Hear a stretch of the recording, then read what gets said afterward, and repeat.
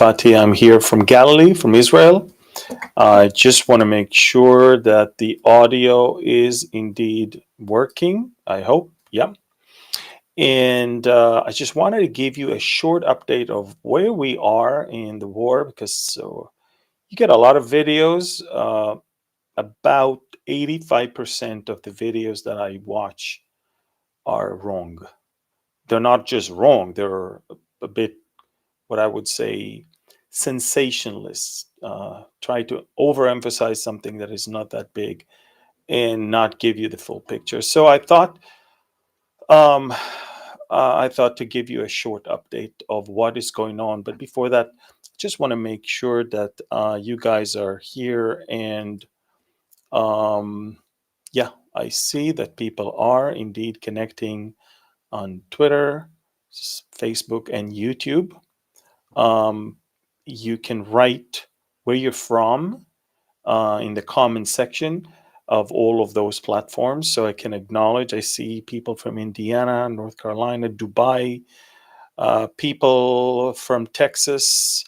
Where else are you guys from? Virginia, Netherlands, Philippines, India. This is beautiful, amazing.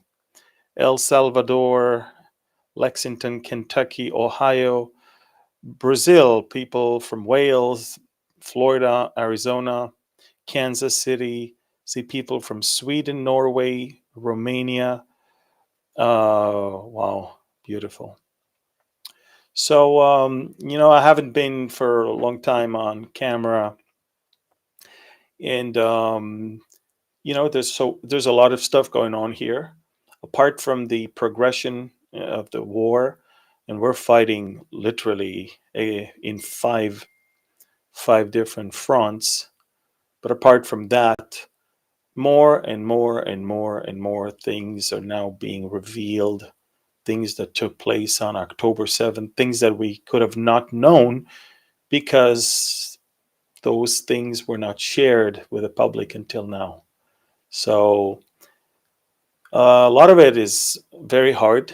I shared a little bit today on Telegram with a trigger alert because these are terrible things.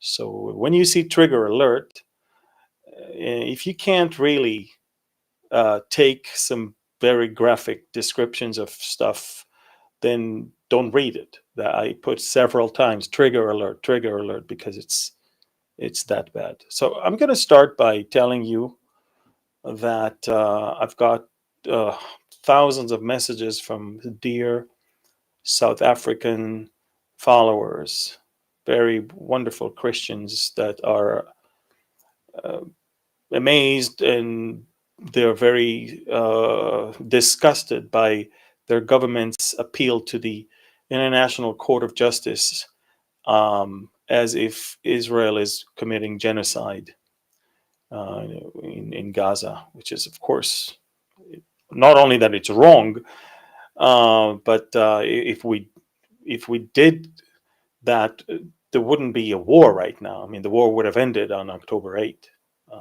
Israel has the capability of wiping out Gaza or within one day. This is not who we are, and that's not what we want to do. And the entrance into Gaza was not to just kill Palestinians; it's to destroy Hamas and all of its infrastructures, and also get our hostages back. I mean, the world forgets that somebody uh, invaded into our territory, burned houses with people, beheaded people. I'll tell you in a few seconds what's stuff that we now find out. But if that's not enough, they took hostages and into Gaza. I mean, we are in a situation where we have over 140 hostages right now, held by Hamas in houses and in tunnels. Many of them are around Hamas leaders right now because that's their insurance policy to stay alive. So people tend to forget that. That's all. Look, if Hamas would have given up right now, give us our hostages, get out of the tunnels and surrender, there would have been a war. We have no interest in being there. Our own soldiers are dying every day. but we are more than ever determined. I think this generation is a generation that even exceeds the one of 1948, and I'm very blessed to see resolve and soldiers that are, with heroic stories that I don't think I've read even from other wars that we had in the past, ever since 1948. Um, where should I start? First of all, I want to tell you that again. So the South Africans. I just want to finish the sentence. We don't think that South Africans in general are the problem. It's the ANC government, and they hate Israel because of past relations that Israel had with the apartheid government, and therefore, for them, we are on the side of the colonialists, and they are on the side of the freedom fighters. And who cares if those freedom fighters are nothing but the most bloodthirsty terrorists on planet Earth, in the history of planet Earth? They don't really care. And so the Palestinians will always end up being the victims. Always, they'll come butcher us, and they'll parade us through their streets, and then when we retaliate, they're the victims. It's a known thing. They always love to hold a stake on both ends, and they want to be the heroes, and they want to be the victims at the same time. But so I want to say that to all of the South Africans that we love you. We don't hold that against the people of South Africa. We totally understand the difference between the South African government and the people, and of course the Christians. But by the way, the same thing when I criticize the Biden administration. I don't think Americans in general are the problem. I think that it's the administration, and we have a lot of issues with this administration. In fact, if part of the reason the war will not be as swift as it could have is because of the US administration and its unbelievable, illogical requirements from Israel. Okay. When the US attacked Mosul, a place with 2 million people, it took them 9 months, and they did not have a US above them or any court of justice that was checking them. They did whatever, and it took them 9 months. We're only 3 months into it, and I'll show you in a few seconds where we are right now. But unlike Mosul in Iraq, Gaza is not only above the ground, but mostly under the ground. And what we find is shockingly surprising. And I'm so glad we managed to get there, because this monster has entrenched itself. You see, do you hear the F-16s? Every day, the whole day, takeoffs and landings. We live not far from the F-16 airbase. So, let me start with, first of all, with where we are, okay? And if you can press the share button right now. Honestly, a lot of the stuff that I'm going to share with you right now is going to be flagged, and it's going to be censored. So unless you share it now and people watch it now, they probably won't be able to share it later. So it'll be nice if you just press that button right now, the share button, and let's just get it going. So, and maybe I should pray before I start, because I have a very heavy heart. So Father, we thank you. Uh, we know you're in full control. It's hard for us to imagine a world where you are not in control, because things would have been billion times worse. But we thank you that throughout all of this, you're on the throne. And as always, you are faithful to your promises and to your people. And when you saw Israel uh, under the burden of the Egyptians, even though they were in a state of disbelief, you rescued them, and you brought them back to the land that you promised them. And when you saw Israel being massacred and annihilated by the Nazis, you've heard You saved that remnant and you brought them back even in a state of disbelief. And so we thank you that this physical restoration has been done, and now the spiritual one is going to be around the corner according to your plan and according to your promises. So we thank you. And until then, we ask that you will help us being the beacon of light and of hope and of joy, the joy that you can give us, unspeakable one. We thank you and we bless you in Jesus' name. Amen. Amen.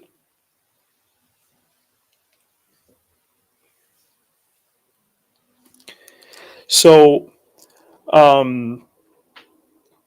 let me explain more or less where we are right now, okay? So a lot of people don't understand, but Israel is right now fighting in 5 different fronts. And many of you are not aware of that. First of all, the F-16s that you hear, they're flying to mostly 2 directions every day. Every other day, they also fly to a third one. We are fighting in Gaza, we're fighting in southern Lebanon, and we're fighting in Syria. Now, we also have fighting, probably not with F-16s or F-35s, but we do have non-stop daily fighting in the West Bank, also in Judea and Samaria, where there's a lot of Palestinian that are holding weapons, and we also believe that they're digging tunnels there as well. So these are already 4 fronts, and we have our things that we do also in other fronts in a different way, in different means.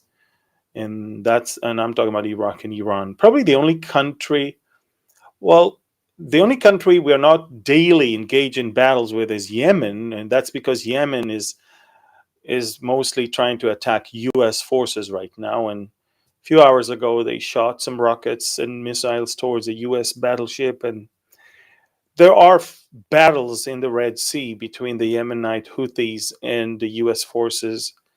I believe that the U.S. military is being ordered to stand down, and the bases of the United States in Syria and Iraq are being not attacked daily, but every few hours. More than 200 attacks of drones and rockets were already committed against U.S. bases in Iraq and Syria, mostly in Syria. Right beyond the Euphrates, there's 2 gas and oil fields, the Conoco and the Al Amr. But beyond that, there's Al Shaddadi and some other bases in Erbil in northern Iraq and others. And if you don't follow me on Telegram, you probably don't know that, but the U.S. is being attacked not on weekly basis, not on daily basis, an hourly basis. And unlike Israel, it's a small country. Whenever something happens, within a few hours, everybody knows. I think the Pentagon is not really in the habit of telling the Americans or the world how many casualties the U.S. has. So I'm just going to put it up front. The U.S. is at war, but it's not good for election years, and somebody is not telling you about it. Now, that's as far as the United States, and let me explain now where Israel is. Maybe I can put a map of Gaza so you understand what is going on. Okay, so I'll put this map, and I really hope that you can hear me while I put it. But as you can clearly see, Gaza is only 25 miles long and 6 miles wide, and it is divided to 5 different zones, you can clearly see. Zone 1 and 2 are completely in Israeli control, although we do have small pockets of resistance there, but it's more or less all the battalions of Hamas were crushed. Most, if not all, the terror tunnels were blown up, and many of the bases and the outposts of Hamas were raided by Israel, and the weapons and everything, it's all taken. Now, what Israel did We bypassed number 3 and we immediately went to number 4, which is Khan Yunis. This is where we believe, because it's the birthplace and the place where the leader of Hamas grew up, we also believe he is hiding in the tunnels underneath Khan Yunis. And we want to prevent him from moving to Rafah, because Rafah is bordering with Egypt. We don't want him to flee into Egypt and then somehow disappear. So Israel entered into Khan Yunis area, created an enclave, surrounded the city. Parts of the forces are fighting anything that comes from the outside, and most forces are purifying inside. And I'm just telling you that so you understand that while in Khan Yunis, most of our operation right now is under the ground. Now, before I continue to tell you what is being done under the ground, because it's phenomenal, I want to tell you that your prayers avail much. Now, I'm not at liberty to explain everything, but I will tell you at least one miracle. One, okay? And there's many. And by the way, even the Israeli television acknowledged the fact that there are so many miracles there. There was a bomb that an Israeli F-16 dropped accidentally in the wrong place, where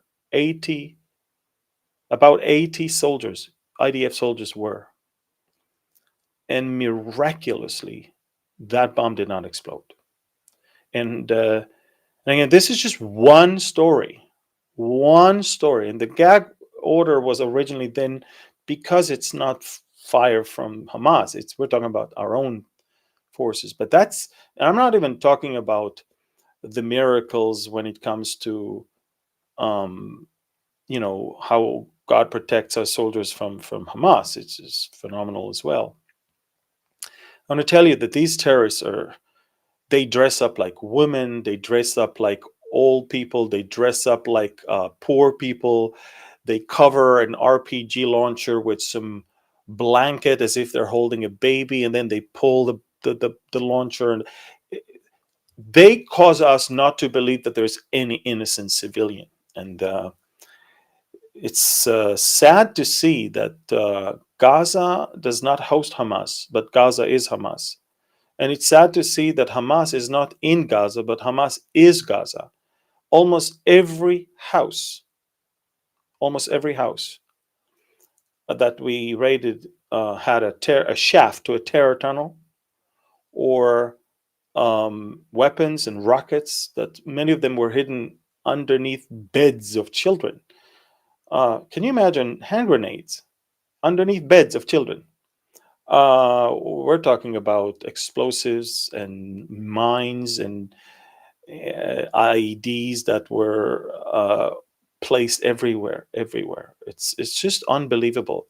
And most of the huge centers of Hamas operation was actually in schools, hospitals, clinics, and playgrounds, and above all, mosques. So you understand that everything that is sacred to people, houses of prayer, hospitals, schools, kindergartens, they're not sacred to them. And some of our hostages finally begin to talk now, after 2-3 weeks, where they could get out of the shock and the physical challenges that they came with. And now they start talking, and from what we understand, quite a few of them were hosted or held in homes of families where atrocities and cruelty was not only shown to them by the terrorists themselves, but by the family, by the moms and the daughters and the children. I mean, it's unbelievable. The way they hate us is not just by a uniform dressed terrorists. Now, Israel is facing another challenge, which is the north. On the northern border, the day after October 7th, October 8th, Hezbollah began launching its own rockets. And systematically, in the last 3 months, almost 3 months now.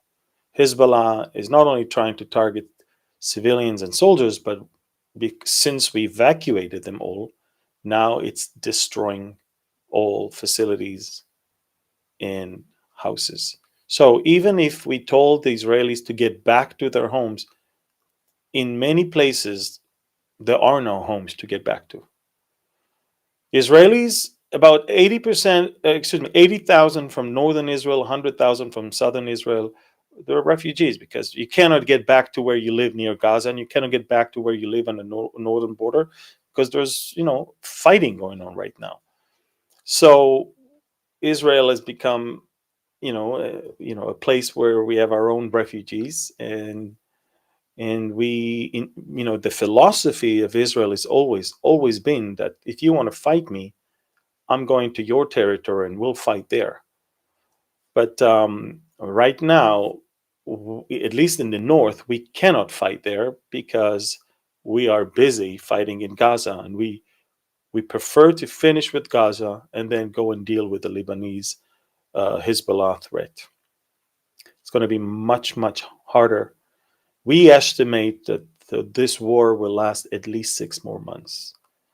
To clean up Gaza, you just need to understand we're advancing very slowly because we have to dismantle pockets of resistance as well as booby trap tunnels and shafts and tunnels that are much deeper and much longer than we had ever thought. And so to dismantle something that has been built for 20 years, it's not, you can't do it in a few weeks. It takes time. And we're doing it slowly, but we're doing that in a very good way. Over 15 canine dogs were unfortunately killed in the last few weeks inside the terror tunnels of Khan Yunis, where we believe Hamas leadership is now hiding. So we're causing we're rattling the cage under the ground. So you have to understand, Gaza is the most sophisticated and largest terror base on planet Earth. It is the most difficult warfare, urban warfare. No army in the history of planet Earth at any given time had to fight in conditions where it's the most densely populated area on top and the most sophisticated terror tunnels underneath.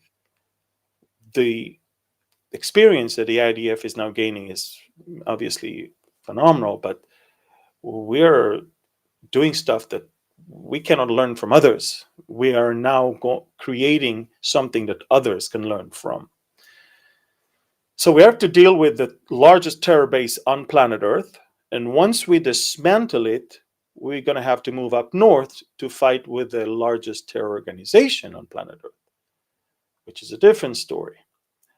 And the capabilities of Hezbollah are far more superior because Hamas doesn't have precision-guided rockets.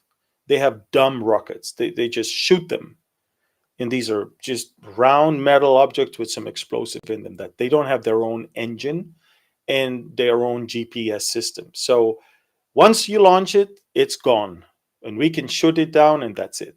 Hezbollah, on the other hand, have thousands of precision-guided missiles that can be guided while in the air, and they can fly much longer, and they have their own engine, and they can hit strategic locations within Israel.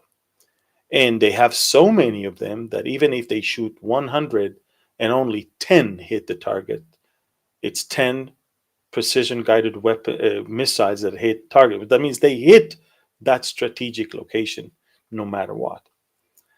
So we're going to need a lot of prayers. We hope that the laser system, the laser beam that we are working now, will be fully operational. Now we're testing it during the war, but only when it's not. When I say fully operational, that means it has to learn how to work with other systems and only engage when the others cannot really deal with that rocket. You understand?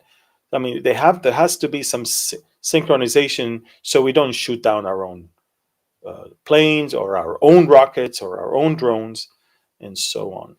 So we're learning all of these things as we speak right now. Now, 2024, very challenging year. Um, I'm not a prophet. I'm from a non-profit organization, as I always say. But 2024 is a year that can evolve into a world war.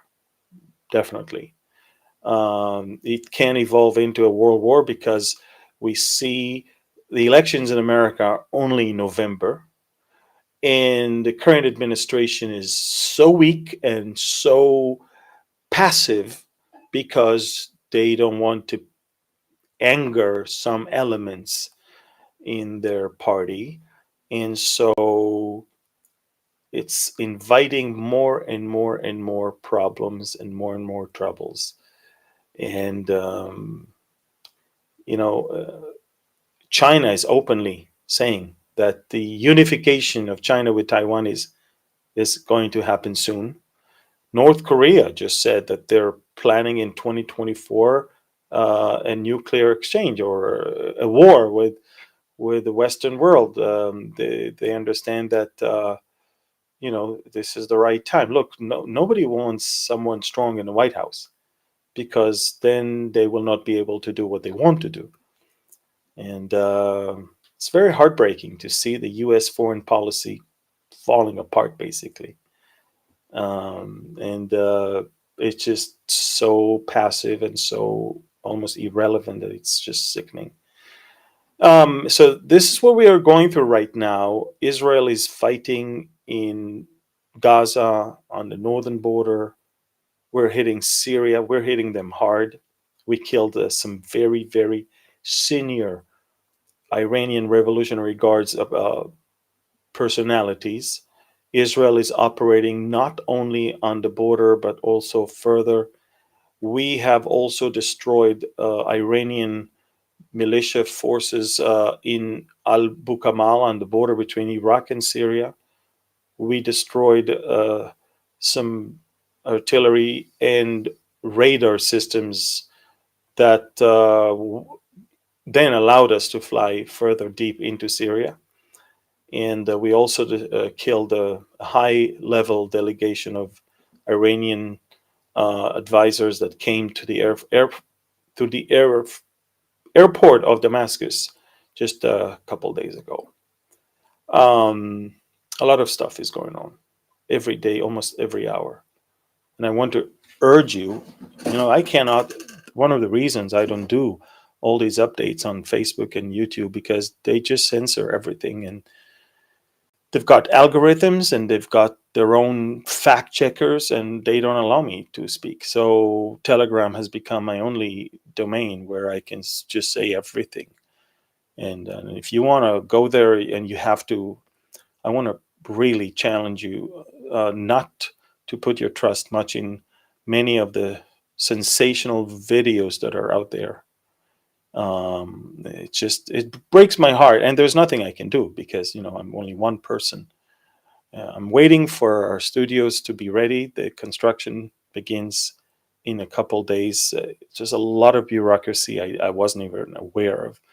But finally, thankfully, everything is signed and the contractor will begin shortly. It'll take about 3 to 4 months. We're going to move in by the end of April, and you're going to get news every day.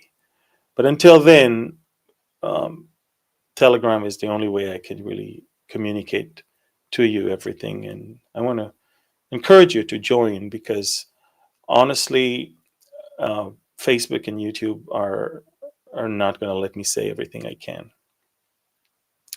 And I want you to know that a lot of the bad stuff that happened on October 7th is coming out right now. And things that I don't want to say it right now. I mean, you can read it on Telegram, but I don't want to say it on camera right now because they will not let me have it there. and it's worse than you thought. Let's put it this way. And the hard part is that you you always think that you've heard it all, and you've kind of built immunity to stuff that you know already, but then comes something worse, and it just, all those walls that you created just falling down because you did not expect this to be that, to that level. The level of things that happen is a level of um you see, I researched a lot, World War II, and also ISIS and other things, and I don't think I've ever heard anything like this in my entire life. I have not seen anything like this in my entire life. I mean, if they studied how the Holocaust was, they probably wanted to even do better than the Nazis. If they wanted to be like ISIS, I think they wanted to do more than ISIS. I think they realized that all the cruelty that those regimes and organizations did before should be inferior to what they're about to do. And it's and then to see everyone marching in the streets and either completely being clueless of what happened or saying it never happened, that we make it up, or saying that they're glad it happened. uh what can you say? I really don't think Gaza has hope. I believe that if I was a Gazan, I would immediately look into a way to get out of there. If there is a chance they give me to move to another place, I would, because 70% of the houses in northern Gaza are demolished. There's nothing to get back to. Yesterday, I think the Wall Street Journal compared Gaza right now to Berlin or Dresden of World War II. And I'm glad though that they make that comparison, because at least it's the Allied forces that destroyed something that was so evil. And nobody complained about it. Nobody had an issue with that. Nobody thought that, hey, we're going to kill um, the Nazis only, and we have to supply to everybody else fuel and food and medicine. Are you out of your mind? I mean, every truck that goes into Gaza right now goes to Hamas. I mean, we're interviewing the Gazans who are saying that.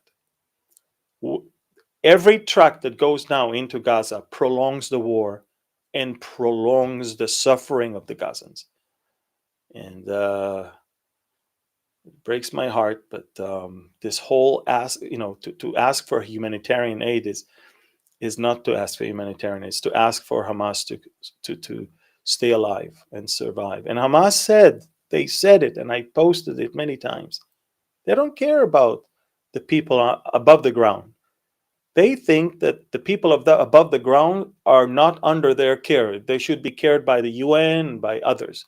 They care about their own warriors. They come first. And that's it.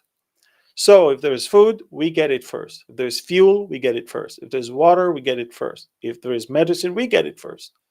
So the people don't get it. So when you ask us to allow those type of trucks into that territory, you're basically giving Hamas fuel, food, water, and medication. It's show me one place where America fought, even in World War II, and gave the people all of these things. Show me one place.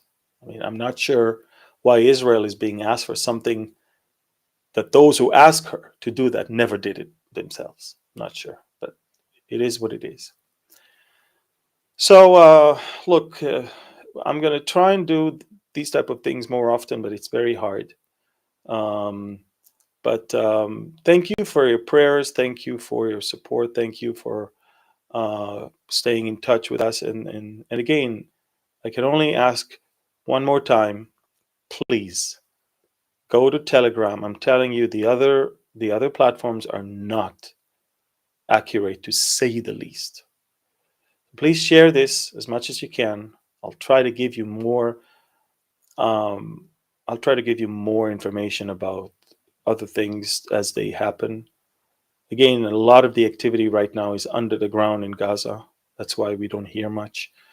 A lot of skirmishes in the north, and from time to time, almost every other day, we also hit the efforts that the Iranian militias are making near Damascus and in Syria to hit us as well.